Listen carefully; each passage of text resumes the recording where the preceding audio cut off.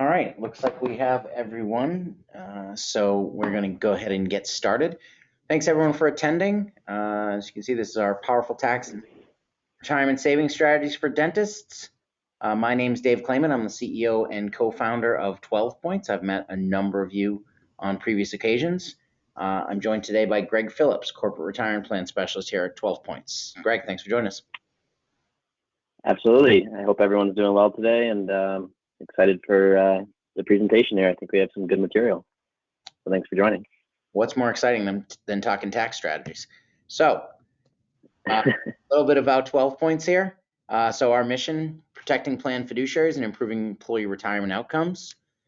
General capabilities here, expert in financial wellness. We act as a 338 fiduciary, meaning that we remove all liability for the investments within any retirement plan for clients we work with. And our process for retirement plans has been certified by the Center for Fiduciary Excellence.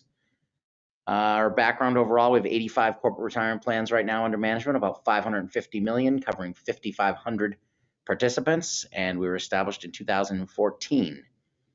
And not particularly wanting to brag, but just to give you a little color, 2020 Inc. magazine, 5,000 fastest growing companies in the US was our second year ranked, and we were up to number 860. And my partner Francesca and I were named to the Financial Times top 401k advisors in the country for the second year in a row. So as I always say, if I didn't have the 85 clients on the left-hand side, all the stuff on the right-hand side wouldn't mean anything. So very fortunate to have the clients we have. Who is an employer? Well, I think that's fairly obvious, but obviously the corporation that has or practice that has employees working for them. There can be control groups or affiliated service groups, meaning that there are multiple businesses owned by the same people. So that is one thing one has to be mindful of when designing their plan. So what types of qualified plans do we want to talk about today? And what makes a plan qualified? Qualified means that it's tax deferred money. It's within a retirement plan designed under ERISA, which is the law that enacted retirement plans back in 1974. So a few different types of qualified plans. We have defined contribution.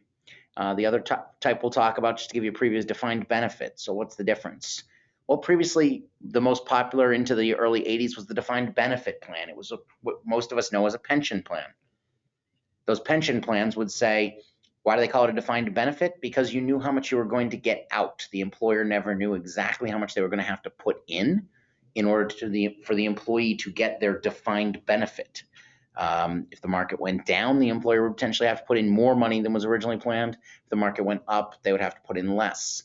That's one of the reasons that defined benefit plans went away primarily, is that companies ended up having to put more and more money in because the assumptions they made weren't necessarily very good as to the actual outcomes. Defined contribution plans, on the other hand, the company says, or the employee says, I'm going to put X number of dollars into the plan, a defined amount of money contributed to the plan, and then the outcome or what the employee receives depends on how the market performs. So that's the difference between defined contribution and defined benefit. So a couple different names that defined contribution plans go by: profit sharing plans, money purchase plans. Those are a little bit older. We don't see a lot of money purchase plans these days, and 401k plans being the most common.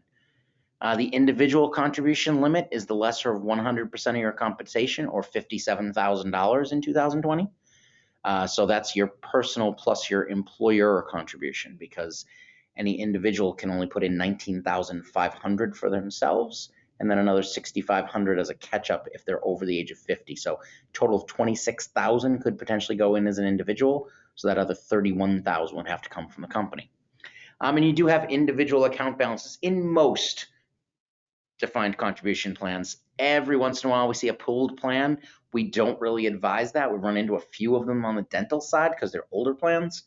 The problem with a pooled plan is that not everyone in the plan has the exact same financial situation, obviously, or objectives. So what used to happen is a lot of those plans would be invested for the dentist's purposes, and then their staffs would have much different profiles, either younger or not have nearly as much money. So most have gone to the individual account balances. Again, we talked about defined benefit plans. So there's traditional defined benefit, which is that pension plan. And then there's a cash balance defined benefit, which is more popular these days. We'll talk about why those can be really beneficial for professional services firms like dentists, doctors, attorneys. How do they define your benefit? So they look at what your benefit at normal retirement age is, and that's limited to the lesser of 100% of your compensation or $230,000 a year.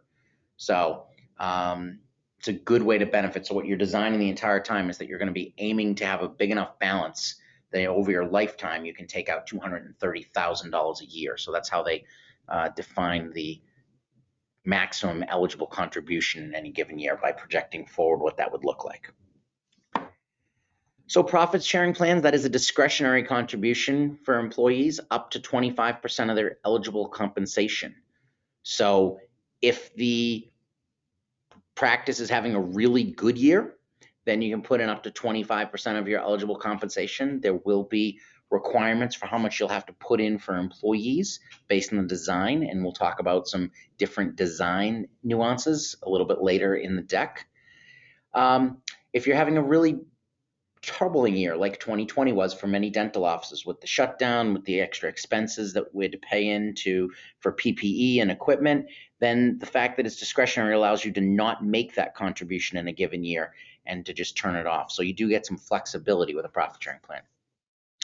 You can do an age-weighted profit sharing plan where the contribution is allocated based on your age and compensation. So that tends to work well when you have a older dentist and younger staff. New comparability, similar to the age-weighted, that's one of the factors they look at, but where you actually divide employees up into their own individual groups. So I can tell you my wife actually works at a dental practice. That's why we have a specialty in dental practices. And they have nearly 40 employees, and each one of those employees is in their own group. So they literally have letters A through double K or something like that are the individual groups.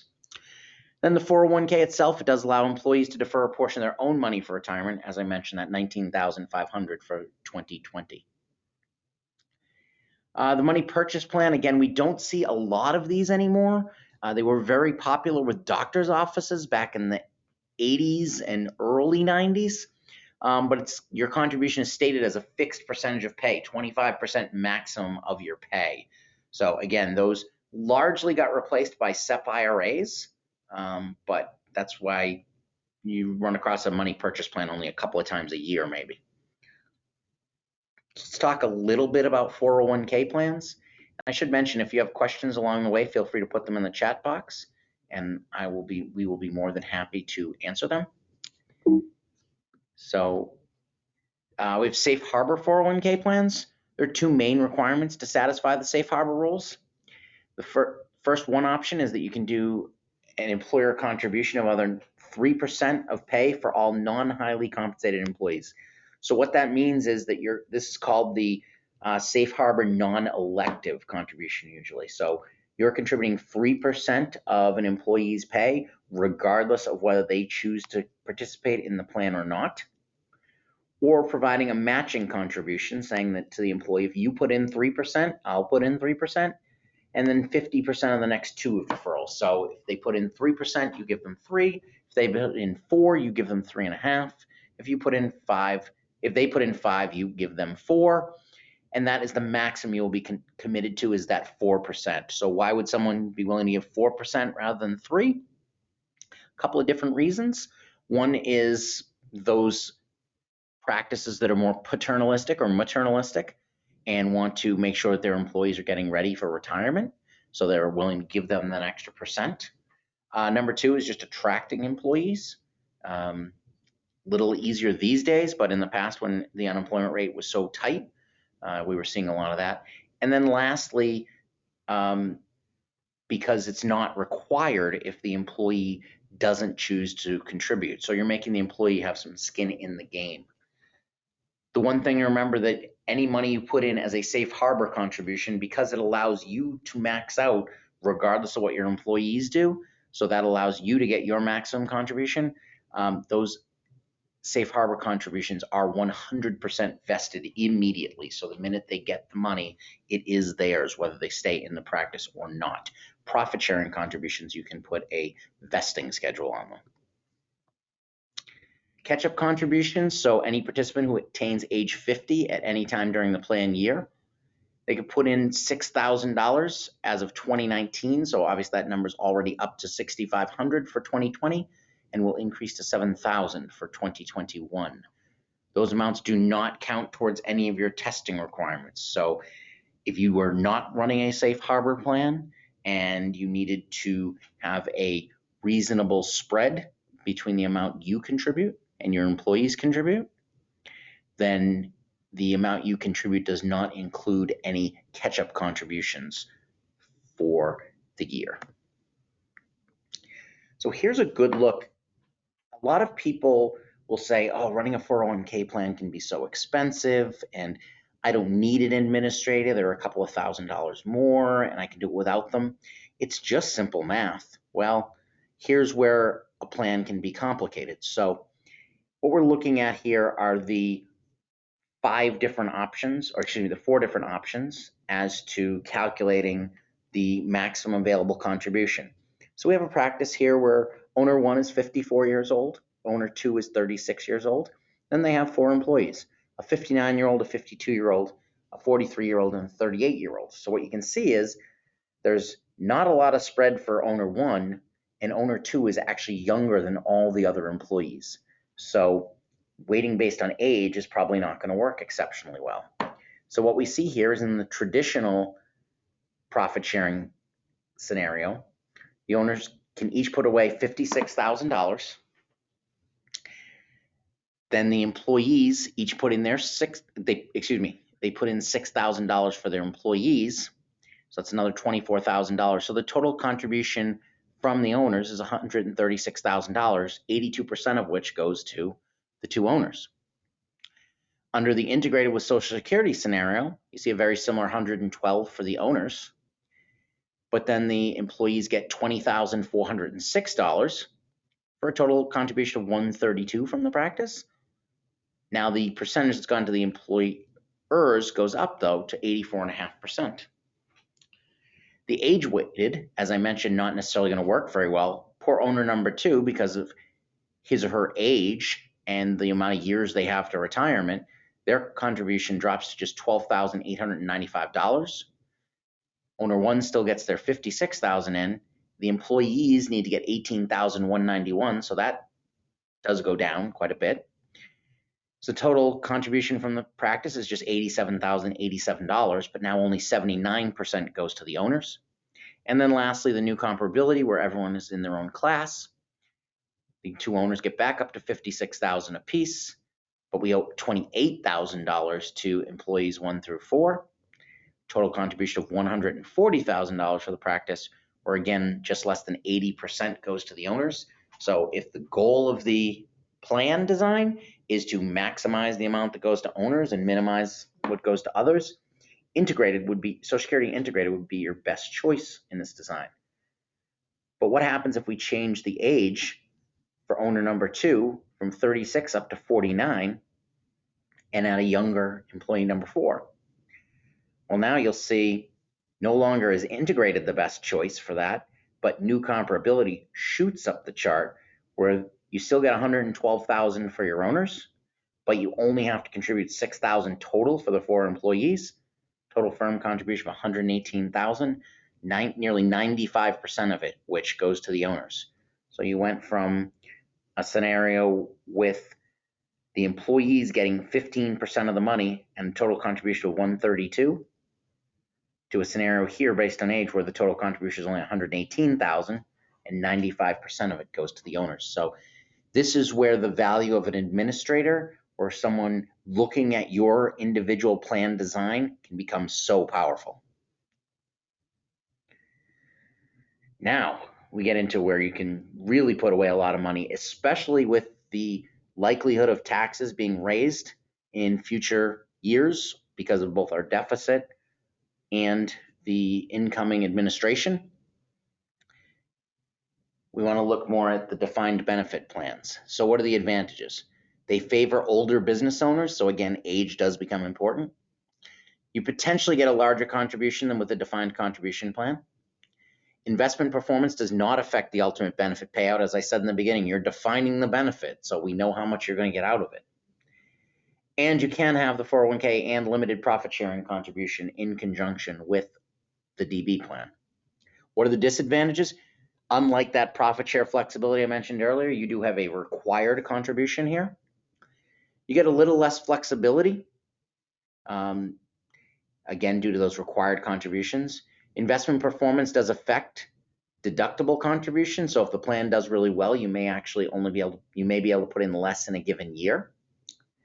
You are subject to minimum funding requirements. So again, knowing that the plan is performing as it's supposed to is important. And employee understanding is more difficult. There's no question about that, but that's our job to educate them about that. So I have confidence we can do that. The cash balance plan is the most popular defined benefit plan that we see for professional services firms and dental practices. It's a defined benefit plan. You do have minimum funding and the other usual defined benefit rules, but it looks like a defined contribution plan, very much like a 401k. You see your individual investments. They're not pooled. They have individual accounts, things like that. The account is updated annually. The contributions are defined in the plan. What interest credit rate is going to be added each year is defined in the plan document. So if you say this plan needs to average 4% a year, that's right there in the document. And then any distributions need certain funding levels in order to be legal, especially if they're to any of the owners as they depart. Credited interest rate cannot exceed the market, so you can't say we're going to give 15% every single year. That's why we usually pick a reasonably easy number to beat, like 4%. A single sum benefit normally equals the amount that you're going to receive. It does have a special vesting requirement. So the money, as I mentioned before, unlike Safe Harbor, where the money is yours immediately after it's deposited, you have 3-year cliff vesting in a defined benefit cash balance plan. So what that means is you do not get a percentage every year that belongs to you. So if you walk away after 1 year, you don't get a third. You have to make it all the way through 3 years. That can be a powerful tool for retaining your staff. And then it does work really well in combination with a 401k and a profit sharing plan. This is where it becomes powerful. So I mentioned that those $57,000 limits on the 401k and profit sharing combined. Well, your defined benefit contribution limits are a lot higher. So if you assume your maximum compensation of $280,000, and that'll go to $285,000 for 2021. If your current age is 65, you can put in $271,000 into your defined benefit plan in a given year, $261,000 at age 60, and so on and so forth. You can see that down. But even at age 40, the opportunity to potentially put another $96,000 away and defer taxes and let it grow. If you're age 40, you're growing for another 25 years. That's a really powerful tool available to you. There's that comparison of maximum contribution. So again, if you're age 60, you can put away $62,000 in a defined contribution plan, put away another $200,000 or save yourself $80,000 a year in taxes at age 60. Even at age 40, $56,000 in the DC plan, $96,000 in the defined benefit plan, extra $40,000 means about $16,000 a year in tax savings and the ability to grow that money tax deferred for a long period of time. So how do we combine plans, defined benefit plus 401k? Well, there's two different kinds of employers. There's employers with no restrictions. Those would not apply to most dental practices. Those would be non-professional service entities and with non-owner employees, or professional services with more than 25 active participants. So a big dental practice could potentially run into that. Employers with restrictions, which are going to be most of you, would be employers that have no non-owner employees or professional service entities with 25 or fewer active participants. Why would you combine the two? As I mentioned earlier, the higher total contribution amount in both plans for owners, the flexibility to design classes of participants that receive benefits at different levels. So if you have a new doctor working for you or you have a key assistant, depending on how you work your design, you could favor them in the benefits as opposed to other employees. a smaller allocable share of costs for employees, and then the continued opportunity for participants to regulate their contributions by their elective deferral and catch-up contributions. All that means is that all the employees have the opportunity to determine how much they want to put in on an annual basis from their own paychecks. So let's look at that same company again, where we were earlier saying that we could put away $112,000 for the 2 doctors and only owe about $6,000 to the staff. Well, here, if we decide to combine it with a cash balance plan, so those 2 owners, owner 1 puts away $203,000 in their cash balance, owner 2 puts away $158,000. So a total combination right there of $361,000 in cash balance money. Their 401ks, owner 1 puts away $25,000, being over age 50. Owner 2 puts away $19,000. The profit sharing numbers are a little smaller, $9,800 a piece, as opposed to the 30+ thousand we saw earlier, but we more than make up for that, obviously, in the cash balance contribution. So total deferral for owner 1 is $237,800, shielded from taxes and allowed to grow. Owner 2 gets to put away $186,800. So in total, $424,600 put away for the 2 owners. Only $11,400 given to the staff, which is astounding. Total contribution to the owners is $380,600, only $11,400 to the non-owners. So 97.09% of all dollars going to the owners. You can see, unbelievable, putting away $380,000 as opposed to $112,000, and then an extra, call that $100,000 in taxes saved. And really, you're actually even giving less to the employer when you were just running the profit sharing plan. Hey, Dave, one quick point. I'll just chime in for a minute. Those numbers are obviously the maximums.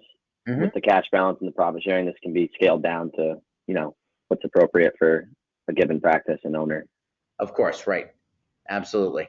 So you can make, again, you get the flexibility. You will have to make some contribution to the cash balance plans, and you can design that from the beginning, but you could decide in that down year not to make the profit share contributions. There's all kinds of different creative things we can do when working with a qualified partner to do the calculations. Notes to remember, the defined benefit plan, you do need an actuary. You cannot do this yourself. You cannot do this with Vanguard unless you're working with one of their actuaries on the design side, or Fidelity, or whomever. And typically they're not going to design you this plan looks better than this plan, looks better than that plan. You're going to have to be the knowledgeable one. So we would recommend an outside third-party administrator. The plan is subject to minimum funding, so there will be some level of contribution you have to make as opposed to the profit share. And then forfeitures are used to reduce future contributions and do not increase the plan benefits. So I mentioned that 3-year vesting. If somebody leaves before that, you can use the money that they left behind in the plan in order to reduce how much you'll have to put in the future for other employees. And now we're going to move on to health savings accounts, and I'm going to let Greg run with health savings accounts. Perfect. Thanks, Dave. So health savings accounts are an extremely powerful tool, and they're becoming more and more popular. And I think we're going to continue to see that trend.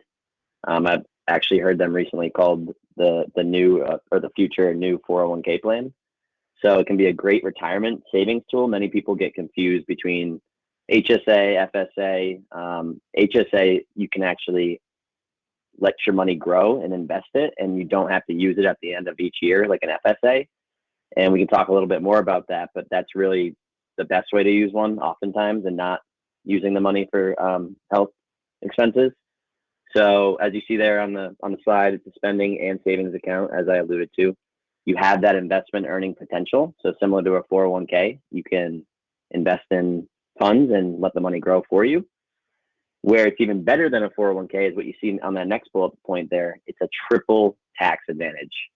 So the money goes in pre-tax, grows tax deferred, any income and dividends and growth is tax free. And then when you use it on qualified healthcare expenses, the money is still not taxed. So that's even better than a 401k plan where, On the back end with a 401k, when you start withdrawing in retirement, you're going to pay taxes at that point. That is not the case with an HSA as long as you're using it for healthcare expenses. It's portable, so you're not locked into any one provider or account. It can be used for family members as well, which is huge. And there's an expanded use after 65 without penalty as well. So healthcare expenses are generally going to be the largest expense in a couple's retirement. So you can see the value of these HSAs. The contribution limits are much lower than a 401k plan. And I think the reason behind that is likely because of how powerful the tax advantages are. So if you're using one of these on your own, the contribution limit is $3,600. For a family, it's $7,200. So there's a lot of different strategies that can be used with these HSA accounts. A good one for a lot of people would be meet the match in your 401k plan, then max out your HSA, take care of that, and then go back to your 401k plan as much as you can to the max if possible. So HSA is, again, it's a newer account that I don't think a lot of people are taking advantage of to this point, but I think it's very important, and it's something that you should consider just because of how powerful the tax advantages really are. And again, healthcare expenses are going to be a big burden usually in retirement for the average American. So that's where that value really is. And again, you can use the money as you go. So if something big does come up, a big medical expense, a surgery or something like that, you have this money here that's been growing for you. It's going to be tax-free and you can use it as you go. But oftentimes the strategy of letting it grow so that that healthcare expense in retirement is all set, taken care of, and then you can go back to the retirement savings as well. So we can go to the next slide, Dave. And one thing I would just add to that real quickly is that if you think about it, if you have to take out $25,000 for a medical expense in retirement and it comes out of your IRA, that's going to be $25,000 with, say, a 30% tax bracket. Suddenly you need to take out $40,000, $37,500, somewhere in that range. If you're taking it out of your HSA, you just need to take that $25,000 because Greg's saying you have that tax advantage taking it out.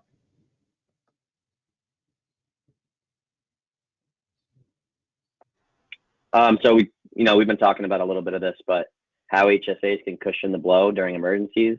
So it allows for that emergency savings. Again, you can use this money at any time. You can let it grow, whatever makes sense for you as things come up in life. Account holders can be reimbursed at any time. And then we talked about that recent legislation has expanded the HSA fund usage. So it's really a really great tool again. I love that you can invest it. You can kind of mirror your investments to the 401k or whatever makes sense. And, growing tax-free and then using it tax-free is just pretty unbelievable. So that's the HSA. They're very easy to set up, probably easier than a 401k plan. So it's something to look at for your practice. Next, we'll talk about some financial wellness, which was the other topic for today's session. So this can be an added benefit to the employees in your practice and yourself, of course, if you're a dentist. So financial stress. The impact of financial distress has been more prevalent at home or in the workplace. So you see the little stat here from PwC. Nearly 1/3 of all employees is distracted by personal finance issues at work. So the idea here is obviously if someone's stressed out or distracted while at work, that could affect their work and the practice as a whole.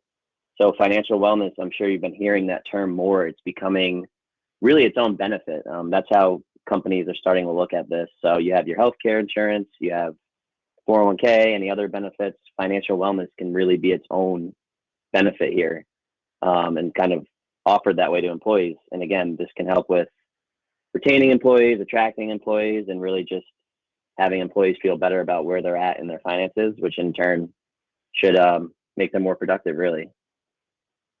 We can go to the next slide, Dave. So education is huge when it comes to financial wellness.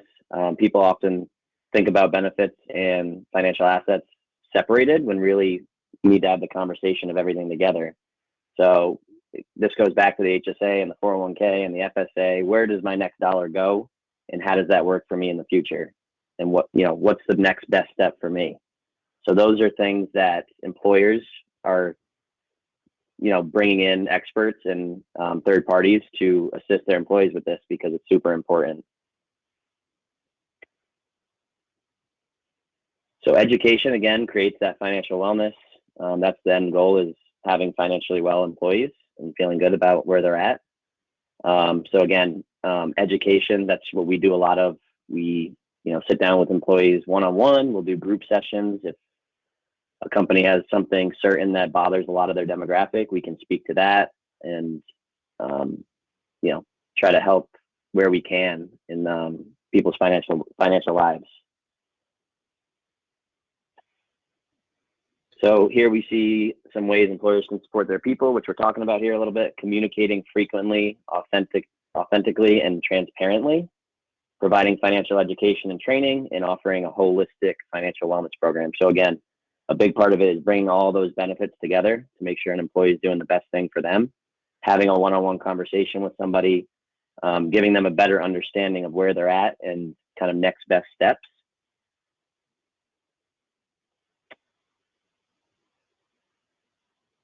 So again, the need for financial wellness touches everybody, whether it's the owner, the dentist, the staff. Everybody is usually having some sort of bother with something financial in their lives. It's stressful, it's overwhelming, and that's what this can help with. It's a huge benefit. So designing a program, so you can see on the diagram here, these are some things that you can do and offer to your employees. So again, that one-on-one education is huge. The custom group sessions I mentioned, student loan solutions, so attracting, new dentists potentially coming out of school with ample loans and how you can help them with that. We do newsletters for our participants and, including a financial tip, something relevant to that month. We do webinars each month that are included in those newsletters, calls with CFPs that are available, risk tolerance assessments. So making sure you're comfortable with what you're invested in, whether it be your 401k or other accounts, just having that level of comfort, and then Medicare consulting for, older employees that are approaching that. And then this is becoming part of a lot of programs. Financial wellness is a portal. So the portal is going to dive into, tons of things: cash flow and budgeting, debt management, insurance needs, renting versus buying a home, asset allocation. So these are all things that are huge and, are going to make a big difference in someone's financial future that often people aren't thinking about. So as you can see here, this is our portal. And it dives into, all these topics, kind of addresses where an individual is at in their lives. So everyone's at a different stage. Everyone has something else that's bothering them, and that's what the portal is going to tailor to for an individual and try to give them some actionable items and kind of hold them accountable to that. And really, at the end of the day, again, the goal is creating financially well and healthy employees. So these are all tools that can be used to do that. It's awesome, Greg. Thanks so much for that. So again, ultimately, it's about how we can help. I think there's some very valuable tools that come forward, both on the financial wellness side and what you can do for your employees, but even more so, obviously, what you can do for yourselves. The ability with a likely increasing tax environment to be able to put dollars away. I know dentistry isn't, unfortunately, quite as profitable as it used to be with all the insurance issues and the regulations and the additional PPEs we've had to incur over the last couple of years. But one thing we know for sure is that the ability to reduce the taxes and improve our overall situations can be very powerful. So we look forward to being available to help you. I'm Dave Clayman. I'm the CEO and live the dental world through my wife and other friends. So you can reach me at dave@12points.com and phone number 978-318-9500. And he's Greg. He's our 401k operations specialist and really does an unbelievable job helping out both from a plan design standpoint, an education coordination standpoint, and a governance. So we're to help. We're here to help and look forward to being a resource to you. And last things last. Thanks, everyone. Oh, sorry, Greg. But the last thing I left out, of course, is those of you who joined, many of you are DPG members, the Dental Purchasing Group. And just so you know, we have set up the group association retirement plan for dental practices. And so another nice benefit is that you do get a 10% discount on our services off traditional retirement plan advising, and we get group pricing on the 401k plan as well. So hopefully that's one more incentive for you to pick up the phone, give us a call. We look forward to talking to you. Thanks very much, and everyone have a great day.